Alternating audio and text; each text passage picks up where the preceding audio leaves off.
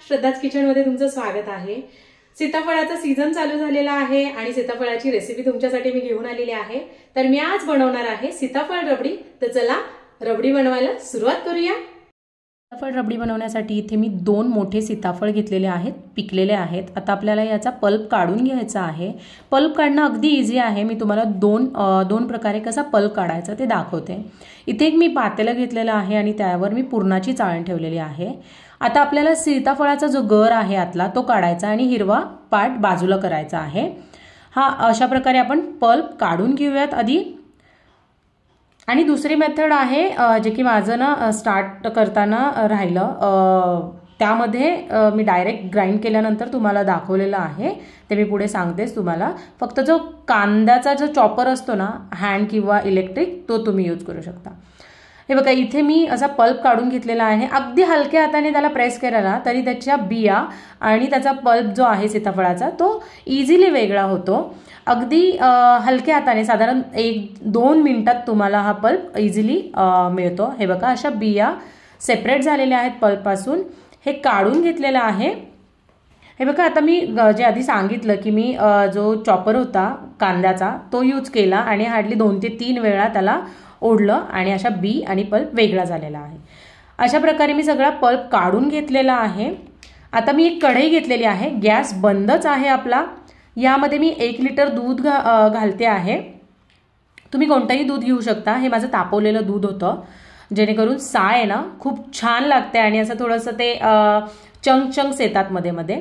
आता याच दुधात मी घालते आहे अर्धा कप देसी खांड घालते आहे। तुम्ही पावडर शुगरही घालू शकता किंवा अख्खी शुगरही घालू शकता। त्याचबरोबर अर्धा कप मी मिल्क पावडर घातलेली आहे। ही ऑप्शनल आहे, पण याने ना रिचनेस आणि क्रीमीनेस खूप छान येतो, तुम्ही नक्की घालून पहा। आता हे सगळे जिन्नस एकजीव करायचे आहेत। हे एकजीव केल्यानंतर आपल्याला गॅस सुरू करायचा आहे, जेणेकरून आपल्या दुधामध्ये मिल्क पावडरच्या अशा गाठी बनणार नाहीत। हे बघा आता मी गॅस सुरू केलेला आहे आणि आता याला मोठी उकळी आणायची आहे। दुधाला आपल्या छान उकळी आलेली आहे व्यवस्थित, आणि हे मध्ये मध्ये हलवत राहा, जेणेकरून साईडला जी मलाई येते ती करपून जाणार नाही आणि आपल्या दुधामध्ये ती मिक्स होईल। आता याला आपल्याला अर्ध होईस तोपर्यंत आटवून घ्यायचं आहे। मिल्क पावडरमुळे लवकर ते आटतं आणि थिक होतं दूध, याला जास्त वेळ लागत नाही। हार्डली 15 मिनिटात माझं दूध अर्ध झालेलं आहे, थिक झालेलं आहे।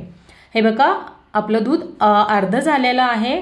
आता यातच मी घालणार आहे 1 चमचा विलायची पावडर घालते आहे।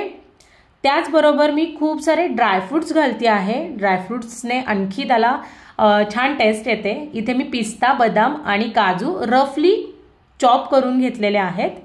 त्याचबरोबर जो आपण सीताफळाचा पल्प काढून घेतला होता तो घालून घेणार आहोत आणि याला छान मिक्स करणार आहोत। मिक्स केल्यानंतर आपल्याला याला एक मोठी उकळी आणायची आहे। खूप जास्त आपल्याला उकळवायचं नाही। 1 उकळी आल्यानंतर आपण गॅस बंद करणार आहोत। हे बघा उकळी आलेली आहे, मी गॅस बंद करते। याला रूम टेम्परेचरवर आल्यानंतर फ्रीजमध्ये ठेवणार आहे। फ्रीजमध्ये ठेवल्यानंतर हे बघा किती थिक आणि मस्त झालेली आहे। आणखी वेळ तुम्ही चिल केली ना ती आणखी थिक होत जाते, म्हणून जास्तही दूध आटवू नका। आपली मस्त अशी रबडी, सीताफळ रबडी रेडी आहे। मी याला पिस्त्याने छान असं गार्निश करते आहे आणि रायाला टेस्टसाठी देणार आहे। चला तर आपली सीताफळ रबडी रेडी आहे। तुम्ही रेसिपी नक्की ट्राय करा। माझ्या चॅनलला लाईक, शेअर आणि सबस्क्राईब करायला विसरू नका।